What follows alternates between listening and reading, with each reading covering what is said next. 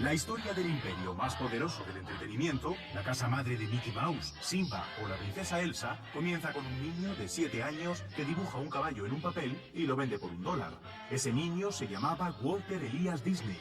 Y tiempo después de este infantil arranque empresarial, el 16 de octubre de 1923, hace ahora 100 años, creaba junto a su hermano Roy la compañía Disney Brothers, en un local en Los Ángeles que hoy es un estudio de tatuajes donde el encargo estrella, claro, es el ratón Mickey. During the last few years, we've ventured into a lot of different fields. We've had the opportunity to meet and work with a lot of wonderful people. I only hope that we never lose sight of one thing. It was all started by a mouse. En honor a la verdad, no todo empezó con un ratón. Antes de Mickey fue Alicia. Disney había sido despedido de un periódico porque, según su jefe, era un caricaturista sin imaginación. Y había tenido que cerrar su primer estudio solo 2 años después de abrirlo. Este corto, mezcla de animación e imagen real, le dio el empuje financiero para empezar de nuevo. El conejo Oswald fue su primer éxito y su amarga primera lección empresarial porque el cliente se quedó con los derechos del personaje. Si no podían seguir dibujando a Oswald, pensó, transformarían al conejo, por ejemplo, en ratón. Mickey Mouse nació en 1928 de los pinceles del dibujante Ab Iwerks, con la voz del propio Walt Disney, la ternura de Charlotte y la audacia de Douglas Fairbanks. Steamboat Willie, el primer corto animado con sonido en sincronía, lanzó al personaje a la fama y obligó a su creador a centrarse en su faceta de empresario. La gente me ve todavía como un dibujante de dibujos animados, cuando para lo único que levanto el lápiz es para firmar un contrato o un autógrafo. Con sus innovaciones en el uso del color y el sonido, y la cámara multiplano, que permitía separar los elementos de un dibujo para generar profundidad, Silly Symphonies, la serie de cortos de la que salieron el Pato Donald o Los Tres Cerditos, fue el banco de pruebas de lo que estaba por venir.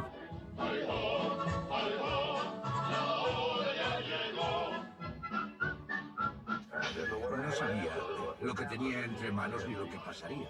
Teníamos el patrimonio familiar, todo invertido en Blancanieves. De hecho, el banquero tenía más dificultades en conciliar el sueño que yo.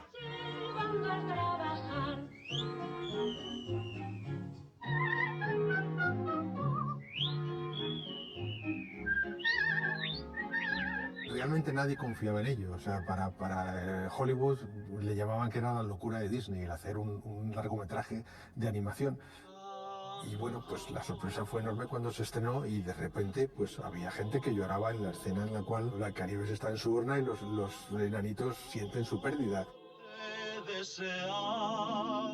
La prensa calificó Blancanieves de obra maestra y Hollywood le concedió un Oscar honorífico. Impulsado por el éxito, Disney elevó la apuesta por la excelencia.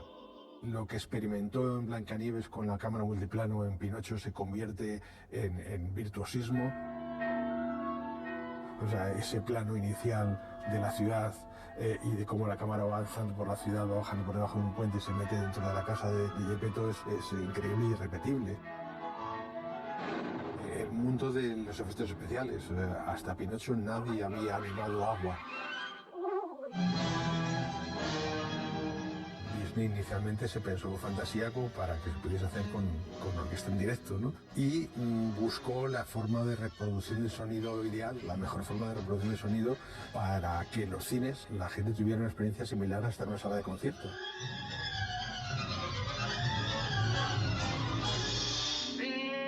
¡Feliz de cumpleaños! Clásicos como Alicia en el País de las Maravillas, Peter Pan o La Dama y el Vagabundo conforman lo que hoy se conoce como la Era Dorada. Agotado este modelo, los 60 se abren a una revolución conceptual.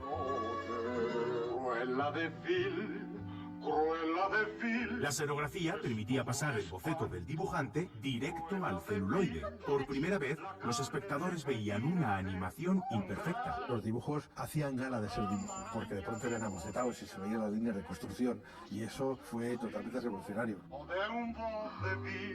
La película 100 dálmatas era el paso de Disney a la modernidad, a pesar de que a Disney no lo acabó de convencer demasiado, ¿no? 1, 2, eso es.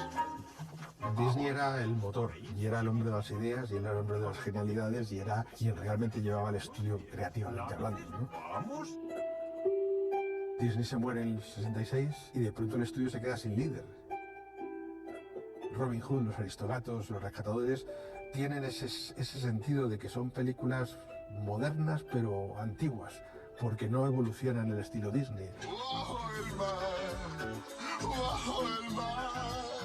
La Sirenita marcó el renacer de los estudios, con toque Broadway y un estilo clásico revestido de modernidad.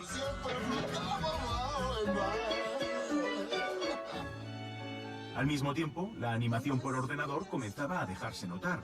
En el salón de baile de La Bella y la Bestia, ¡Vamos, amor, que no cunda el pánico! en la Cueva de las Maravillas de Aladín o en la Estampida del Rey León. Hasta el infinito y más allá. Toy Story es la revolución total, porque es la primera película que se hace utilizando 100% ordenador. La película no es realmente, es producida por Disney, pero está realizada por un estudio que había por ahí perdido, que se llama Pixar, que era de Steve Jobs y de George Lucas, y que de alguna forma fueron los pioneros. Los estudios Pixar son estudios de Easy, o ¿qué pasaría si? ¿No? ¿Qué pasaría si los juguetes tienen vida? Esto me encanta. ¿Qué pasaría si los coches hablasen, ¿no? Me llamo Mate y voy a ser su maître. Mate el maître, me parto el chasis. Mientras que Disney siempre ha sido el Eres una vez, el cuento de hadas, de alguna tradicional. Eres tú la dulce ilusión que yo soñé. Desde un personaje como Blancanieves hasta Moana o Mirabel ha habido una evolución evidente en cuestiones de género. Pasamos del de I wish, deseo, de Blancanieves y de, por ejemplo, La Bella Durmiente, al I want de La Sirenita, es quiero esto, quiero lo otro.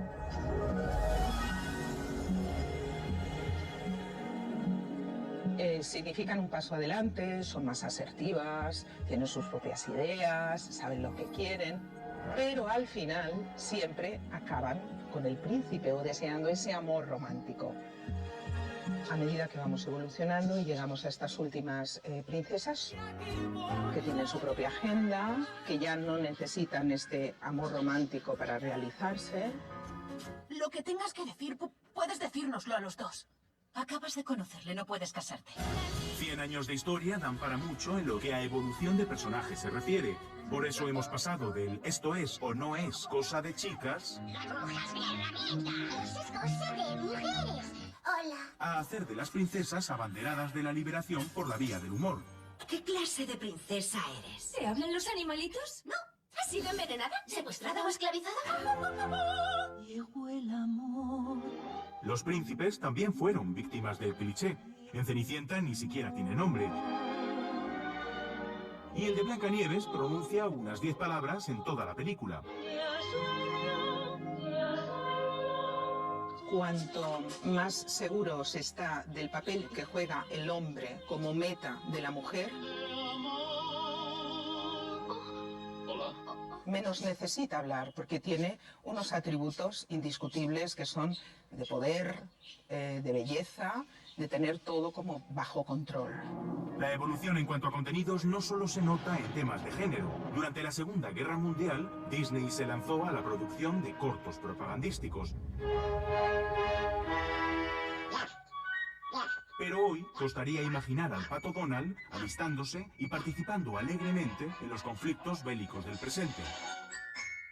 Puso a disposición no solamente a sus dibujantes, sino también a lo más valioso del estudio, a sus personajes. Entonces vemos, por ejemplo, a Donald Duck, al pato Donald, en una película como The Führer's Face, haciendo una caricatura de Hitler. Y en el tema racial, los prejuicios de los primeros años son ya impensables. Canción del Sur, con su retrato del negro cantarín, feliz de servir a los blancos en las plantaciones, se llevó la peor parte porque ha sido retirada de catálogo. Pero ejemplos en los que Disney se pasó de frenada hay muchos, empezando por Fantasía. Hay un personaje de una centaura que es negra y su cuerpo, en lugar de ser medio humano, medio yegua, es medio humano, medio burra. Pero es que además lo que está haciendo es limar las pezuñitas de las centauras blancas, servirlas, cepillar la cola de los cuerpos de yegua de sus compañeras centauras. Y, por ejemplo, este personaje Disney lo quitó, reeditó la película y desapareció. Pero fíjate, es una película de los años 40 y hasta 1950 no entrará un dibujante negro a trabajar en los estudios de Walt Disney. Lindo muñeco de pino. Hoy, el estudio busca la diversidad en cada título, con decisiones que generan controversia, como los cambios de raza del Hada Azul o la Sirenita. Detrás de esta política de inclusión yo creo que hay ambas cosas. O sea, por un lado hay un deseo de la compañía de ser más inclusiva, pero también, y obviamente, Disney es una empresa, entonces tiene un alcance global, tiene público en muchísimos países de muchas condiciones y orientaciones distintas y razas, y entonces pues va a querer agradar al máximo público posible. Lo que es el progreso. 1,2,25,908. Cuando empezó a hacer esa serie de cortos animados con un personaje que se llamaba Mickey Mouse, se aseguró de mantener la IP, la propiedad intelectual, que al final es lo que da valor en este negocio, ¿no? Los primeros contratos de merchandising de Mickey Mouse que firmó su hermano Roy, que era la parte financiera y empresarial de esta familia, son de 1930.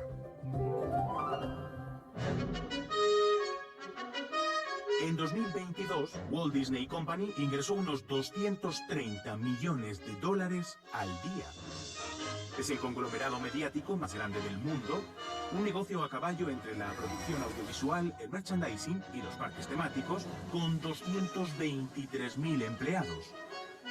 Lo que nos lleva a Bob Iger, actual director ejecutivo de Disney y responsable de la mayor expansión de la empresa con la compra de Marvel, Lucasfilm, 20th Century Fox y Pixar. Mira, hay un momento en el que Bob Iger está viendo un desfile en Disneylandia en Japón y se da cuenta que todos los personajes son de Pixar. Porque Bob Iger hizo como gran ejecutivo en saber comprar esas marcas que le traía un público, ¿no? Compra Pixar, luego compra Marvel, y en cierto modo lo que hace es, hasta cierto punto, digamos, adquirir esos públicos y darle contenido a ese público bajo el paraguas de Disney. Pero antes de alcanzar el estatus de imperio, estuvo a punto de echar el cierre varias veces. En 1941, a los fracasos en taquilla, se sumó la huelga de animadores de Hollywood, que se saldó con cientos de despidos. Es una empresa formada por dos hermanos, están X trabajadores y llega un momento en que de repente ya no te conoces los nombres de todos tus empleados. Y esto, digamos, siendo un hombre que consideraba que quería mantener un tono familiar en su estudio, pues fue una bofetada de realidad.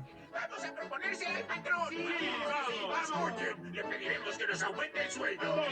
Disney se burló de los huelguistas retratándolos como los payasos de Dumbo. La película fue el milagro financiero que la empresa necesitaba. Dumbo quiere decir tonto, ¿verdad? Quiero que compartan nuestro sueño más grande y reciente. Es este, Disneylandia, visto desde el aire a una altura de 700 metros. La televisión de repente quiere contenidos. Hay una cadena que se llama ABC que quería que Walt Disney hiciera programas infantiles. Walt enseguida se dio cuenta del escaparate que suponía y convenció a ABC para hacer su gran sueño, que era Disneylandia. Entonces, vosotros sois socios de Disneylandia Y yo obviamente os haré esos programas que rellenan tiempo y van dirigidos a ese público. El maravilloso mundo de Disney. Disney se volcó en su nueva aventura en los parques de atracciones, sufragados gracias a la televisión, pero siguió demostrando instinto para la taquilla, con Mary Poppins, El libro de la selva y comprando los derechos de Winnie the Pooh, sus últimos proyectos antes de morir. Cuando falta el creador hay un espacio muy difícil de rellenar. Roy obviamente tenía otro perfil, mantuvo la compañía, pero llega un momento en el que incluso se plantea trocear Walt Disney y dividirlo, incluso cerrar la división de animación. Pero igual que Dumbo salvó los muebles en los 40, La Sirenita marcaría el renacer en los 90. Misma década en que Pixar cambia las reglas del juego. Porque cuando Disney vio el potencial de aquel pequeño estudio, decidió que mejor cerca y en comandita que pululando alrededor de la competencia. Gracias, colega. El pez grande con pies chico, ¿eh? La primera conejita policía y número 1 de su promoción, Judy Hopps. El Disney del siglo XXI defiende la igualdad de género e incluye personajes LGTBI. Habla de relaciones interraciales. ¿Un chico de agua? Y de amor en la tercera edad.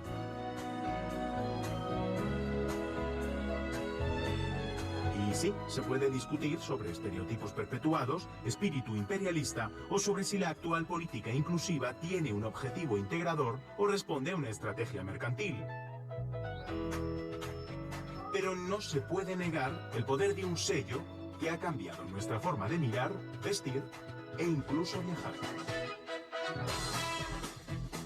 Es un tren con muchos vagones, pero necesitas una locomotora. Esa locomotora son las películas y las series. Puede que porcentualmente no supongan un ingreso mayoritario, pero eso no es lo relevante. Lo relevante es que sin esas películas, sin esas series que son adoptadas por la cultura popular, el resto no existe.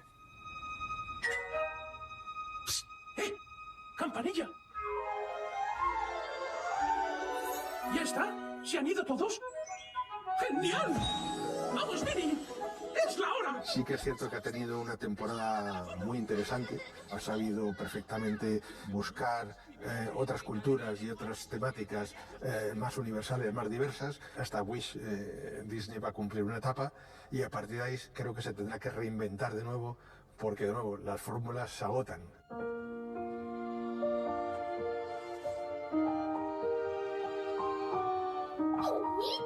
¿Dónde estás? ¡Estamos en la entrada! Debo irme, pero gracias. Que siga el espectáculo. Tiene que coger esos cuentos que él trasladó de la tradición oral, de los cuentos ilustrados del siglo XIX, que los lleva al siglo XX, y en el cine, pues en el siglo XXI, tiene que estar muy atento a los cambios que se están produciendo en nuestra sociedad.